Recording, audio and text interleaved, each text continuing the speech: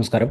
ഞാൻ ബിജീഷ് ഉള്ളൂർ, പ്രൊഫഷണലി ഒരു full time ട്രേഡറാണ്. എല്ലാവർക്കും Bijeesh Ulloor market prediction and അനാലിസിസിലേക്ക് സ്വാഗതം.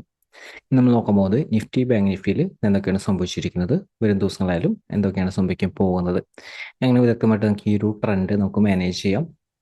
നിഫ്റ്റിയിലെ ഒരു കറണ്ട് ഒരു സെന്റിമെന്റിൽ കറണ്ട് ഒരു ട്രെൻഡ് ഇൻട്രാഡേയിൽ മാനേജ് ചെയ്യാനായിട്ടാണ് സൂചിപ്പിച്ചിരുന്നത്. അപ്പോൾ ഇൻട്രാഡേയിലായാലും നിഫ്റ്റിയിലായാലും ഇന്ന് ഗ്യാപ്പ് അപ്പ് ഓപ്പണിംഗ് ആയിരുന്നെങ്കിൽ ചെറിയൊരു ടൈം ഫ്രെയിമിന്റെ ഹൈ ബ്രേക്ക് ചെയ്താൽ ബൈ ഓപ്പർച്യൂണിറ്റി ചെറിയൊരു ക്വാണ്ടിറ്റിയിൽ യൂട്ടിലൈസ് ചെയ്യാനാണ് സൂചിപ്പിച്ചിരുന്നത്.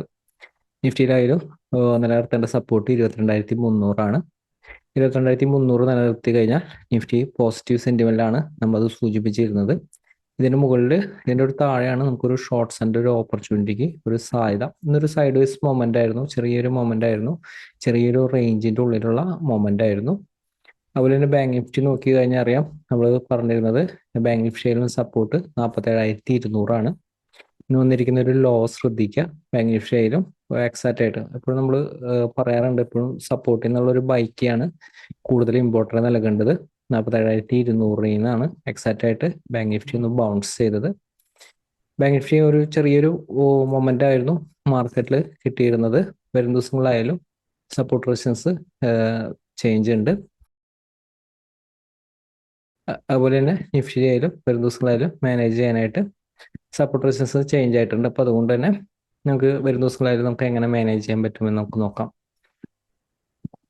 ലോവർ ലെവലിൽ കുറച്ചൊരു ഇമ്പോർട്ടൻ്റ് സപ്പോർട്ട് 23,300 തന്നെയാണ്. പക്ഷെ അത് മാനേജ് ചെയ്യണമെങ്കിൽ അത് മാനേജ് ചെയ്യേണ്ട രീതി പറയാം. വരും ദിവസത്തിൽ മാനേജ് ചെയ്യുമ്പോൾ ഹയർ ലെവൽ റെസിസ്റ്റൻസ് 22,400 400 മുകളിൽ ഓപ്പൺ ചെയ്ത് ചെറിയ ടൈം ഫ്രെയിമിൽ ബൈ ഓപ്പർച്യൂണിറ്റി കിട്ടി കഴിഞ്ഞ് യൂട്ടിലൈസ് ചെയ്യുക. ചെറിയ ടൈം ഫ്രെയിമിന്റെ ഹൈ ബ്രേക്ക് ചെയ്യണം.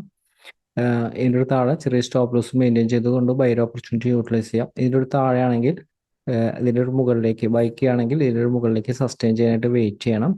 അല്ലെങ്കിൽ ലോവർ ലെവൽ സപ്പോർട്ട് കാണുന്നത് 22,355 സപ്പോർട്ട് വരുന്നത്.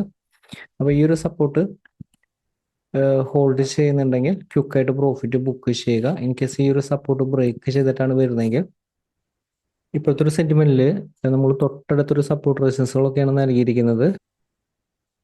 ജസ്റ്റ് ഒരു 35-40 പോയിന്റ് റേഞ്ചിലൊക്കെ സപ്പോർട്ട് നൽകിയിട്ടുണ്ട്. കാരണം മാർക്കറ്റിന്റെ ഒരു സെന്റിമെന്റിൽ മാർക്കറ്റിന്റെ ഒരു മൂവ് ചെയ്യുന്നതിന്റെ ഒരു സ്ട്രക്ചർ അങ്ങനെയാണ്. അപ്പൊ അതുകൊണ്ട് ക്വിക്കായിട്ടുള്ള ഒരു പ്രോഫിറ്റ് ബുക്കിംഗ് നടത്തുന്നത് സേഫ് ആയിരിക്കും.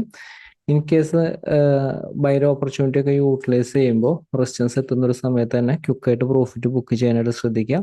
അല്ലെങ്കിൽ 22,320 ഗ്യാപ് ഡൗൺ ഓപ്പണിംഗ് ആണ്. സപ്പോർട്ടിലാണെങ്കിൽ ബൈക്കാണ് സാധ്യത. 355 മുകളിലേക്കും കൂടി സസ്റ്റെയിൻ ചെയ്താൽ കുറച്ചും കൂടി സ്ട്രോങ് ആണ്. അപ്പോൾ നിഫ്റ്റി ലോവർ ലെവൽ മാനേജ് ചെയ്യേണ്ടത് 22,275 ലോവർ ലെവലിലെ സപ്പോർട്ടാണ്. അപ്പോൾ 275 അടുത്തുനിന്ന് ബൈർ ഓപ്പർച്യൂണിറ്റി യൂട്ടിലൈസ് ചെയ്യുമ്പോൾ 300 മുകളിലേക്ക് സസ്റ്റെയിൻ ചെയ്യണം.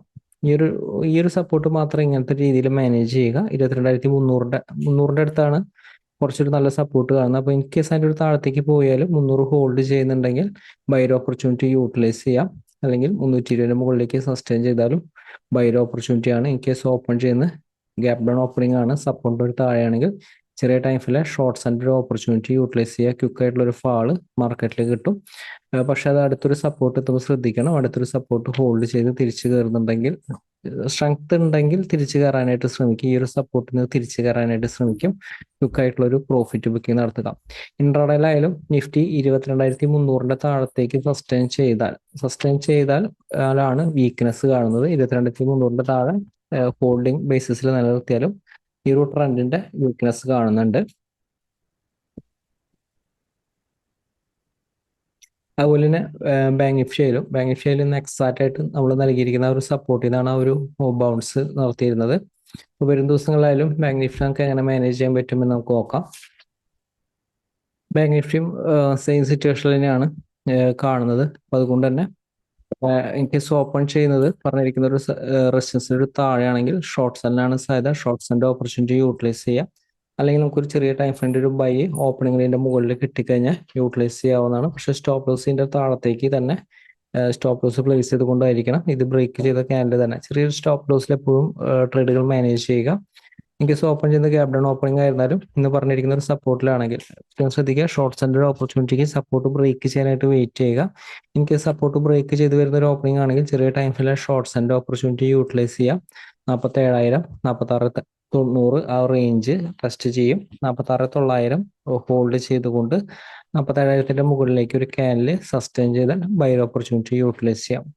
ഇപ്പോൾ നിഫ്റ്റിയിലും ബാങ്ക് നിഫ്റ്റിയിലും ഇതേ രീതിയിൽ മാനേജ് ചെയ്യുക. കൃത്യമായിട്ട് ഇൻട്രാഡേ ട്രെൻഡിൽ നിലനിൽക്കാനായിട്ട് ശ്രദ്ധിക്കാം. ഇത് ശ്രദ്ധിക്കുക, ഓപ്പൺ ചെയ്തിരിക്കുന്നത് പറഞ്ഞിരിക്കുന്നത് സപ്പോർട്ടിന്റെ താഴെയാണോ മുകളിലാണോ, അതനുസരിച്ച് എപ്പോഴും തീരുമാനം എടുക്കുക. സപ്പോർട്ട് റെസിസ്റ്റൻസിന്റെ അടുത്ത് നിന്നുള്ള ബൈക്ക് കൂടുതൽ ഇമ്പോർട്ടൻറ്റ് നൽകുക, അല്ലാത്തൊരു ബൈ ഓപ്പർച്യൂണിറ്റി ഒക്കെ ചെറിയൊരു ക്വാണ്ടിറ്റിയിൽ ചെയ്യാനായിട്ട് ശ്രമിക്കാം. മാർക്കറ്റിലെ വലിയ അവസരമായിട്ട് നമുക്ക് വരുന്ന ദിവസം അപ്ഡേറ്റിൽ വീണ്ടും കാണാം. എല്ലാവരെയും വലിയ ഷെയറുകളും കമ്പനികളും പ്രതീക്ഷിക്കുന്നു. എല്ലാവർക്കും നന്ദി.